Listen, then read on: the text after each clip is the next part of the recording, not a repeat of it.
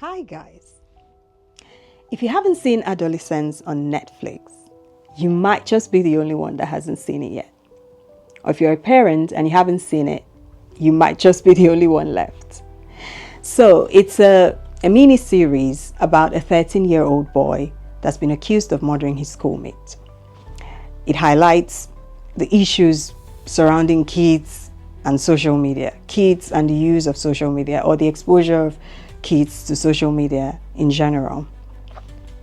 It has sparked up a lot of deep, difficult conversations over the past few weeks where everyone is talking about it, families are talking about it, friends, co-workers, social media, even the parliament. Everyone is on it at the moment because it's revealing, the deep issues we have in our society about social media, about children and what they are doing on there when parents are not looking. My biggest take from this series is the lack of discipline is just being exposed, or would I say I've been more than ever, it's been glaring that there's a lack of discipline amongst children today. There's been a lack of discipline amongst children in schools, at homes these days. And it's a call to everyone. Please discipline your kids. It's a call to parents. Please discipline your kids so the authorities don't have to discipline them for you. Discipline your kids so the system does not have to give you that rude awakening and discipline them for you. Because I can't imagine a worse punishment than having armed policemen break into your home to arrest a 13-year-old over something that the parents weren't even aware of. And we're watching this 13-year-old who is very innocent, whom we could even vouch for, whom we could say, oh, it's not possible he did this. We're watching him evolve from this innocent kid to the villain that everyone is talking about now. It's important to discipline your kids, please. This whole series just makes me reflect on my upbringing, or the upbringing of children in Africa, or Nigeria to be precise, where I'm from.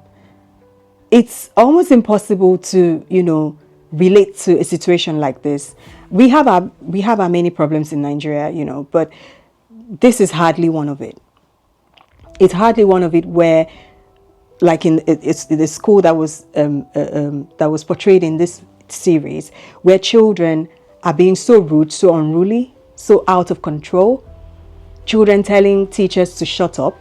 In which world in a Nigerian school would you tell a teacher to shut up? You really don't like yourself because you would be so heavily punished even before your parents get to come in to hear what you've done. You would be so heavily punished, and when you get home, your parents would continue from where they stopped. Yeah, that's the society. Everyone is involved in raising the child. Everyone is involved. When they say it takes a village to raise a child, I've seen it in Africa, I've seen it in Nigeria, where everyone is involved in correcting that child when they're wrong. They're pointing it out. They're either correcting themselves or, making the parents know, look, this is what's happening. Because in which world are you going to tell a teacher to shut up in a Nigerian school and not get called out for it, heavily punished for it? You would even be expelled for it, either suspended or expelled. So your parents would, when they suffer to get you another school, they would teach you how to be respectful. And it's not just the show, right? It's something that's happening in real life where people are getting to comment to say, oh, I know schools like this. There are teachers coming out to say, yes, this is a problem. Kids need to learn discipline. Kids need to learn respect. Kids need to be watched. Please watch your kids. Parenting is not easy. I know parenting is not easy with, having to maybe manage a stressful routine with your work, business, or anything else you're doing. But as parents, what can we do? If you've decided to be a parent, you've got to be 100% into it. Please watch your kids, and when they are quiet, that's when you should even be looking more. Like in this series, the parents had said, this boy is always locked up in his room, doing his own thing. watching something, playing game, whatever he's doing, he doesn't look like someone that could be a threat to anyone. So they assumed that he was always locked up in his room every day. And I'm sure there were times they didn't even check on him, weren't even aware that he was out, hanging out with friends, and even getting to commit such a crime. Because I've just learned that with children, the way they are, they have patterns that never really leave them. You know, when babies, you know, like a year old or 2 year old children, you know, when they are quiet and you get to, you know, you start panicking, you're like, oh, what's my child doing? What are they doing? What are they up to? Because you know that when they're quiet, they're not up to anything pleasing, anything good. So you want to know. It's the same way with teenagers. When they're quiet, that's when you should start digging deep. That's when you should be worried. When they're withdrawn, when they're quiet, when they're just, you know, to themselves, that's when you should be looking. That's when you should be checking. Don't assume they're somewhere just because they've been there sometimes. Don't assume that they don't know. They know much more than you know. You can't even shield them. You can't shield them from some of these things, because if you're not teaching them, their friends are teaching them in school. It's like the use of phones now.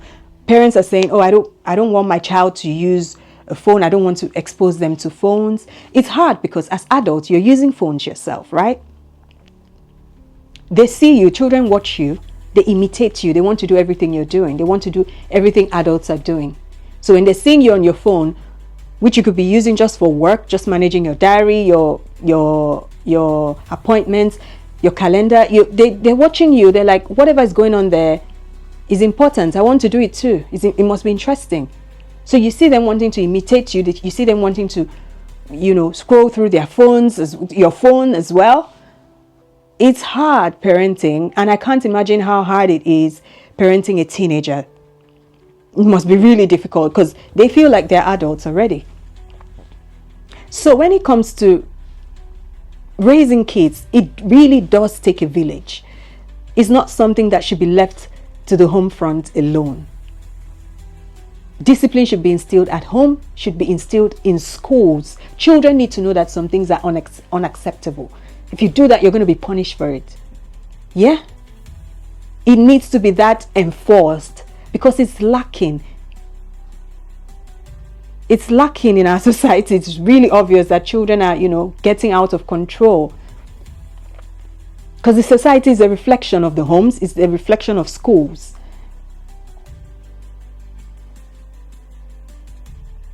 Yeah, it's just a difficult conversation to have. You know, this series has been the best thing that has happened to us on TV, because it's made us now look inwards in families. We're having those conversations now. We're talking about it. We always knew about it, but it's when it's shown to us in this way, perfectly portrayed in this way to us, we can't help but talk about it. We can't help but say, look, this is a problem that needs to be fixed. So parents, please, you need to talk to your kids. Please check on your kids. Please watch your kids. Have those difficult conversations with them. The whole act was a class act. It was brilliant. And the young actor, Owen Cooper, this is his first appearance. And it's really mind-blowing. Just getting to know that this whole production was done, you know, every single episode was done in a single shot. So it was just one take, no retakes, no edits. And his performance was mind-blowing.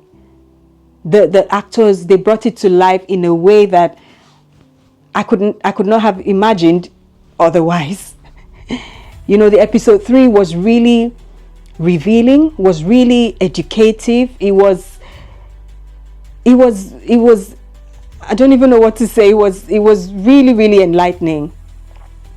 When he was having these sessions with his psychiatrist, where she's asking him difficult questions. She's, you know, digging into his life, trying to find out about his sex life, about his relationship with women, about how he views women, about how the men in his life, you know, have influenced him, what he's seen from them. She's asking him all these questions, making him very uncomfortable. He's even asking, are you allowed to ask me these questions? You know, because he's a very clever boy, but he's asking, are you allowed to ask me these questions? Because she goes deep. It just made me realize that with children, no matter how smart they are, once you start digging deep, you're not going to get those answers. You get a hint, something will slip out, and you would, be aware that, oh, something like this is going on. But with parents, what can we do? We're busy. You have to follow your routine. You have your job. You have your business. You have to provide. It's really hard. You hardly get the time to have those conversations with your kids. It's just like a daily routine of in and out, and you don't have the time to have those conversations. But if you're able to, you would find out something. You would get a hint. And it's important for the school to also help out. When you see kids acting out of, character, please draw the attention of the parents to it. It's important that they know and correct and contain it in time. I'm just watching the episode 4, and I'm like, wow, what am I even seeing on my screen? This is too emotional. This is too heart-wrenching. This is too much. Where the family is having to deal with the aftermath of everything. They're having to live this new normal, trying to move on, knowing your child is detained for a crime that you would never believe they could commit.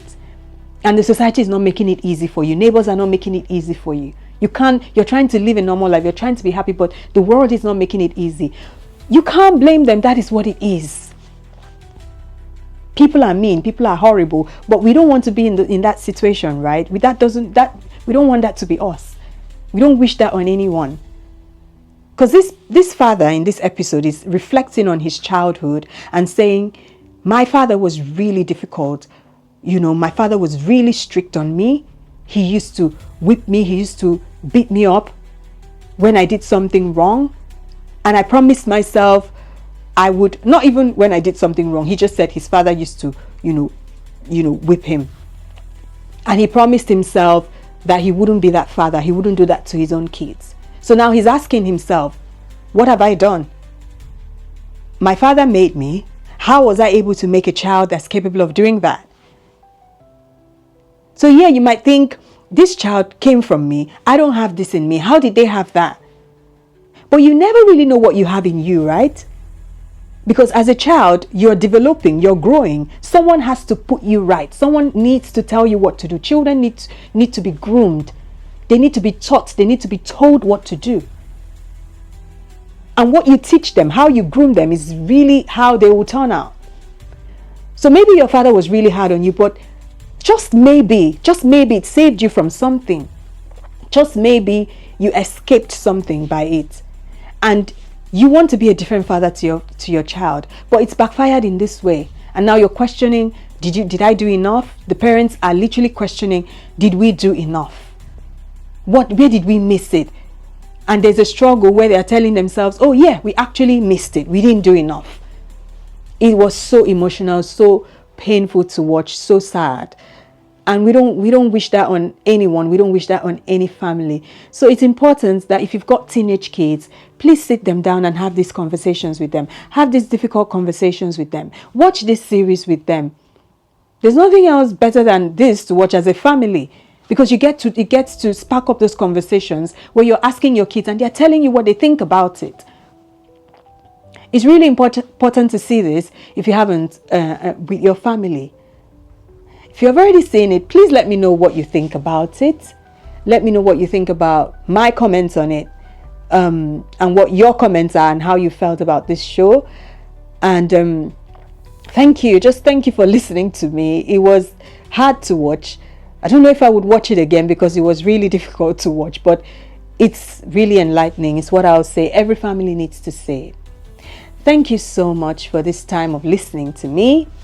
And please let me know what your thoughts are if you've seen this series. Like, subscribe, and click on my notification button or the notification button so you would be alerted when I have a new video out. And please also follow me on social media platforms.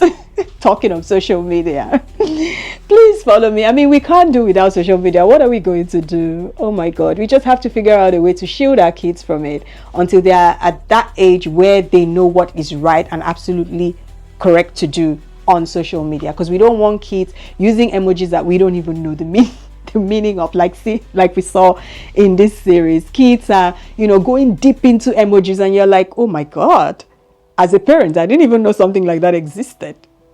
Emojis, wow, this emoji means deeper than what I thought it meant. You need to see the series. Thank you so much for listening to me. Like, subscribe. Please follow me on Instagram, on Facebook, on TikTok, and I will be seeing you in my next video. Thank you.